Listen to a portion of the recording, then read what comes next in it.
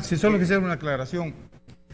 Primero, tal vez agregar que la política monetaria no solo es la política cambiaria. La política monetaria tiene tres instrumentos que son fundamentales para un país. La política cambiaria es uno, el otro es la política crediticia y la política monetaria en sí es lo que es el manejo de la oferta monetaria. ¿Verdad? Y precisamente El Salvador tiene el gran déficit que por no tener política monetaria, tiene una política fiscal además atada, porque está tan condicionada por el tema de la deuda y además amarrada en términos de los organismos financieros internacionales, que virtualmente, así como estamos, el gobierno virtualmente tiene las dos manos amarradas, la política fiscal y no tiene política monetaria. Entonces, bajo su ponderación, se tendría en algún momento que valorar la posibilidad, como muchos han dicho y otros no la han aceptado, regresar al colón, doctor. Desde mi punto de vista, si nosotros no tenemos política monetaria, solo con política fiscal, este país no sale adelante. Doctor, me intriga definitivamente su aseveración sobre el modelo económico. Vamos a hablar de eso más adelante, pero quiero que escuchemos la principal apuesta económica según los candidatos a la vicepresidencia de los partidos contendientes. Escuchamos. Este gobierno agarró con -3 de crecimiento en la gran crisis que se planteó cuando estaba de salida el expresidente Saca. Y a pesar de que el crecimiento ha sido lento, pero sostenido hasta ahora, en el cierre de las proyecciones que hay este año, que casi vamos a andar por el 2%. Si uno saca una media de los últimos 4 años de ejercicio, venimos de un decrecimiento a un crecimiento sostenido pero insuficiente. Estamos abriendo posibilidades para que en los próximos años El Salvador pueda convertirse en una verdadera plataforma económica, no solo para exportar, sino para ser un centro logístico de Centroamérica altamente competitivo. El tema de la confianza es algo sin lo cual un gobierno no puede erigir y levantar su economía. Fíjate que lo que hemos tenido lastimosamente en estos 4 años y medio es un gobierno que ha obstaculizado la inversión.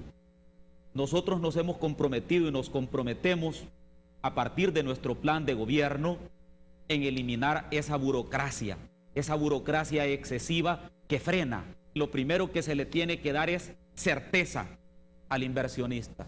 Certeza que su negocio y su inversión seguirá las reglas del juego sobre las cuales están previamente pactadas. ¿Cuál sería la mejor salida, licenciado Laínez, a la actual situación de crisis económica que tenemos en el país? Crecimiento económico, confianza en el gobierno, coherencia en sus políticas públicas y un programa agresivo de atracción de inversiones tanto local como extranjera que permita generar más y mejores empleos con mejores ingresos para todos los salvadoreños. Bueno, ahí teníamos parte de las opiniones de los candidatos. Rafael pregunta, ¿quién es de las propuestas que tenemos? Porque solo tenemos esa posición de confianza, que hay que generar confianza, que hay que generar inversión, pero no nos dicen exactamente cómo. Okay. ¿A qué le vamos a apostar en este país, teniendo en cuenta el tipo de gente que tenemos, sus edades y por supuesto el nivel educativo que tenemos también? Ok, hay que tener en cuenta que el crecimiento, una parte de ese esfuerzo, pero es la menor parte, la pone la inversión pública.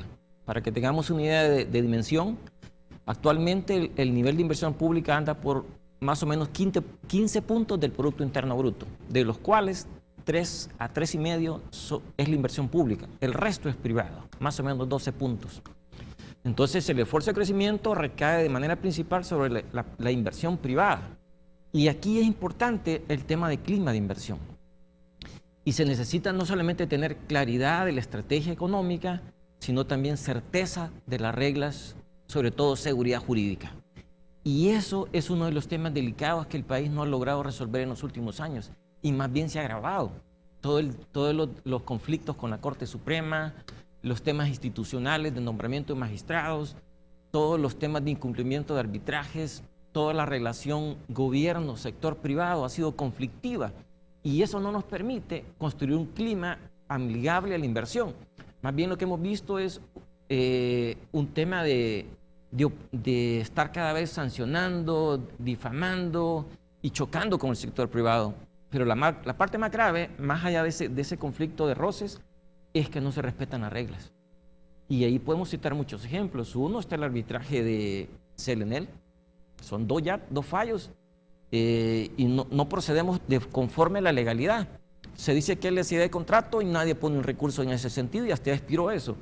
Se dice que debería ser nulo, pero nadie hace una acción legal en ese sentido, sino que se van por otro lado.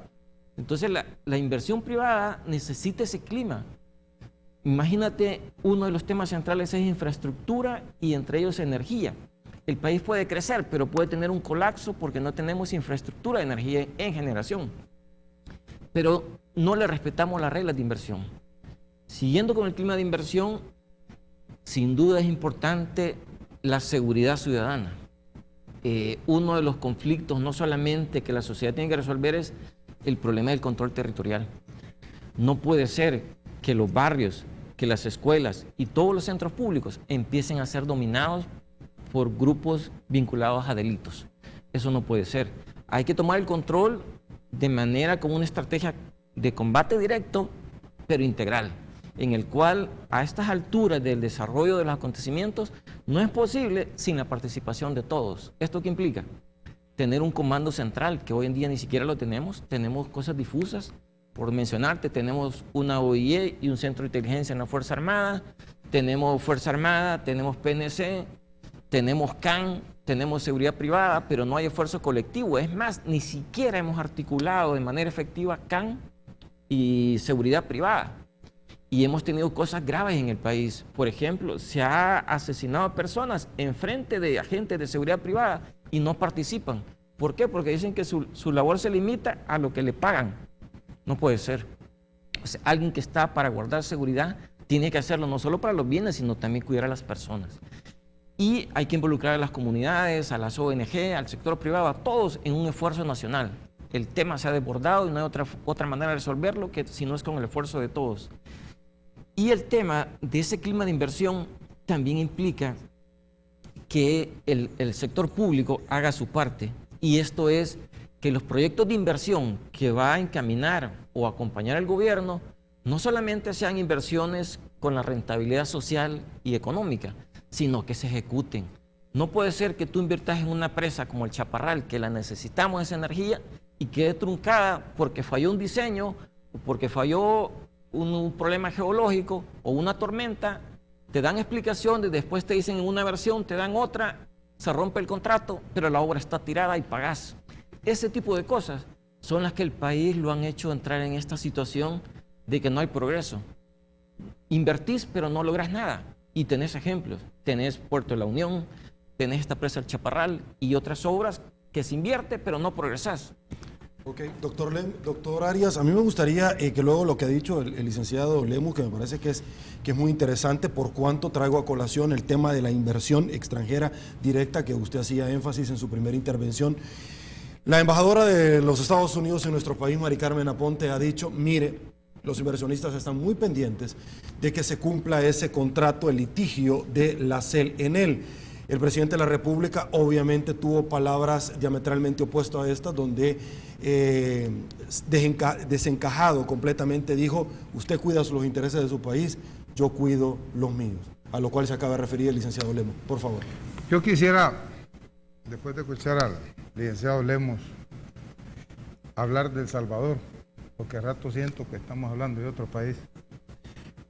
En términos de inversión pública, la historia que tenemos nosotros de los 4 gobiernos de Arena es que dilapidaron fondos. Por ejemplo, el Puerto de la Unión, nosotros le dimos seguimiento. Ese era realmente una farsa lo que estaban haciendo con eso, y por eso nunca, es más, fue una inversión equivocada, mal administrada, y muchas cosas más. Podemos hablar de la Diego de Holguín, podemos hablar de la represa, podemos hablar de la Enel-Cel. Es realmente, y por eso me preocupa la posición de la embajadora de los Estados Unidos, porque pareciera ser que está defendiendo un hecho de corrupción, y lo digo claramente, y de acuerdo a las leyes del Salvador, que son las que yo respeto. No sé qué parámetros tiene ella, pero aquí el fiscal general de la República acaba de abrir un proceso ya litigio claro por el fiscal general de la República de este país, que para mí tiene mucha significación, tanto como que si fuera el fiscal general de los Estados Unidos. Para mí no es más el de Estados Unidos que el de El Salvador. Entonces, estamos hablando de un hecho de corrupción terrible. ¿Qué más? El fiscal ha hablado de que ha hablado de 1.000 millones, han hablado de 1.800 millones, hay un estudio muy claro donde realmente el fraude que al Estado le están haciendo con la CLNL es de más de 3.700 millones de dólares. Es más, ese fraude, si se le llegara a dar a esa empresa que tiene hechos de corrupción en otros países y que han sido condenados sus funcionarios por corrupción, ¿verdad? Igual que aquí, el fraude podría llegar a 7.000 millones de dólares si le dan la administración de la generación eléctrica a partir de la JEP. Entonces, mira, el tema de estabilidad política en El Salvador, la necesidad de la inversión en el país, sin duda es algo fundamental. Pero no la vamos a traer mintiendo o queriendo hablar de un país que no somos. Este es un país donde, para empezar, tiene que haber una transparencia en la administración de los fondos públicos y una transparencia en la administración privada cuando tiene relación con el Estado, que no la ha habido. Este país es un país realmente radiografiado por una inestabilidad producto de un abuso de las administraciones públicas sobre los bienes del Estado, que ha hecho que nuestra economía esté en una situación de crisis tan profunda.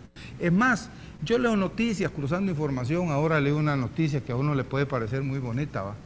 Simán abre otra tienda en Costa Rica y va a abrir otra más y otra más acá.